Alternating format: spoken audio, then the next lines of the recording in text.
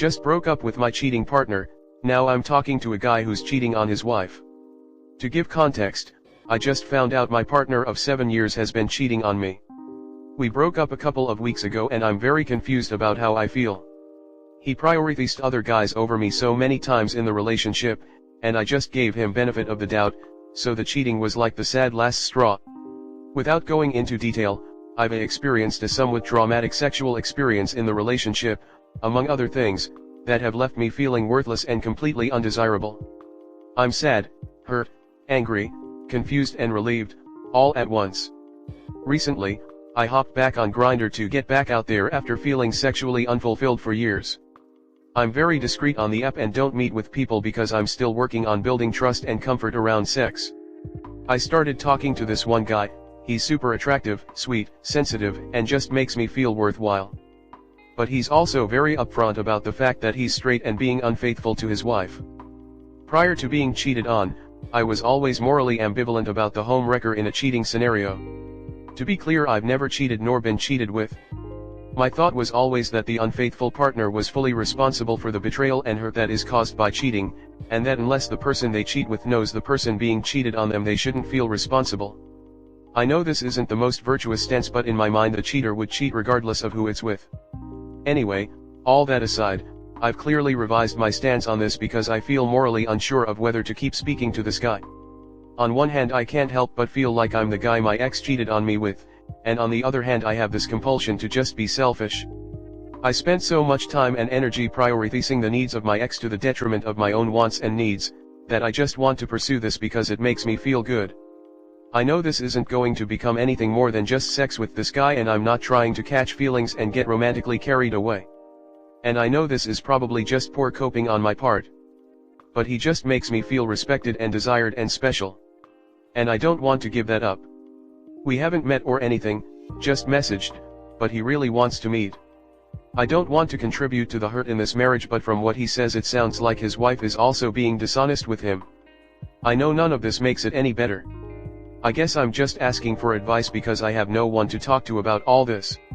I just don't want to end up regretting this. If you've read all this, then thank you. Comment. A guy tells you, I'm going to murder my spouse. You say, well, hey, I'm not married to them, so I can keep my mouth shut? No big deal. Guy murders his spouse. And you don't feel any responsibility?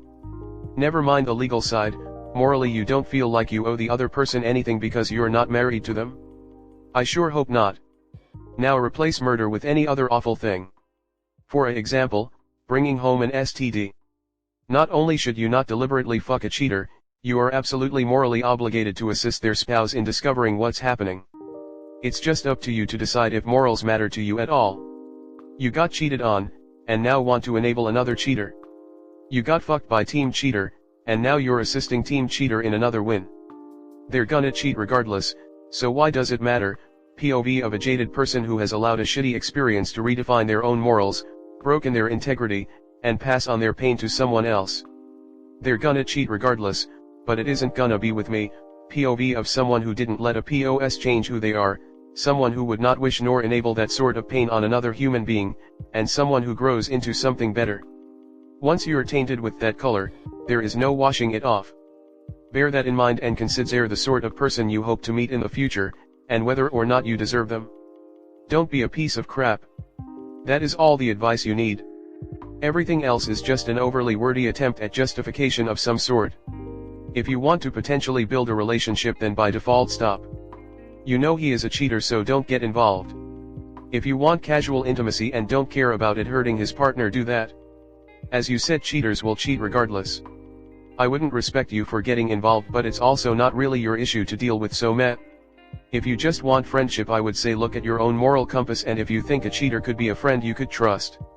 If you feel bad for his GF, tell her. But since you just left a relationship where you got cheated on, I would recommend don't interact with no cheaters, because don't forget, you barely know him. He could be lying through his teeth, and any positive feelings you feel could just be from lust or infatuation.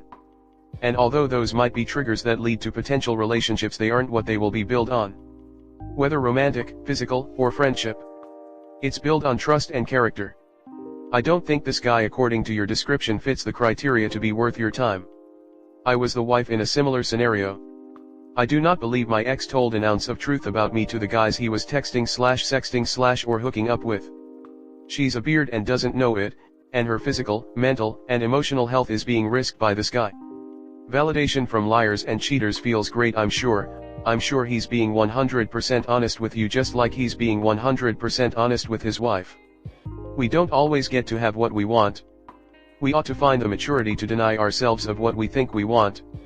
I understand all the feelings you must be having right now in terms of feeling special/needed and so on. But they'll be short-lived. You don't just owe it to his partner to not get into this, you owe it to yourself. Be the bigger person here. You'll become a much stronger person for it in the long run. Next story 2. My husband cheated on me with his secretary. So my husband and I have been married for 5 years. Last week, he went on a business trip along with his secretary. Yesterday, I woke up in the middle of the night because I was feeling a little bit thirsty. Then I saw my husband, with his shirt untidy, his hair messy, and kiss marks all over his neck and even on the collar of his shirt. When he saw that I was awake, he immediately started saying all sorts of excuses. Saying it was just a mistake, that she means nothing, etc. I asked him why he did this and who he did it with. Then he said that he did it with his secretary, but it was all completely physical, and that he didn't feel any love towards her. He said this as if it would justify his actions. Then I repeated my question, asking why he did it, and he simply said that he couldn't resist her and that his lust got the better of him. He kept on saying he loved me, she didn't matter to him, it was all just physical, and kept begging me not to leave him. He said that it would be too embarrassing for him to tell his family and friends that he's getting divorced. I was baffled by this, on how he still only thought of himself. He told me that this will never happen again, and that he will stay loyal. Yet, I knew that if I hadn't caught him, he'd still have intimacy with his secretary. I just got up at that point, and packed my bags, and asked my best friend to pick me up. My husband kept trying to stop me, but I kept resisting. Eventually, my best friend arrived and I am currently staying at her home. I am thinking of divorcing my husband, but my mother and some relatives are saying I'm being too rash on this decision. What should I do about this? Am I really being too rash? Comment. Let me ask, did he at any point say he was sorry? Or did he instantly go to it was a mistake?